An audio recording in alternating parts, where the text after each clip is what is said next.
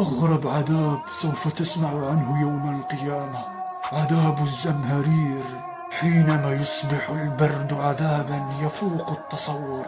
هل سمعت يوما عن عذاب لا يحرق بالنار بل يجمد من الألم؟ قال رسول الله صلى الله عليه وسلم: اشتكت النار لربها فقالت: يا ربي أكل بعضي بعضا، فأذن لها بنفسين، نفس في الشتاء ونفس في الصيف. فأشد ما تجدون من الحر أشد ما تجدون من الزمهرير. الزمهرير ذلك العذاب الذي ينتظر أهل النار، ليس بحرارتها الشديدة كما نتصور دوما، بل هو برد قارس لا يطاق.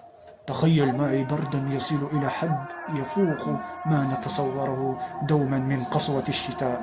إنه عذاب مختلف يحرم أهله من دفء الحياة، يبقيهم في دائرة من الألم المتواصل. إن في جهنم بردا هو الزمهرير، من شدة قساوته يسقط اللحم عن العظم، حتى يستغيث أهل النار بحر جهنم. أجارني الله وإياكم من النار. السلام عليكم.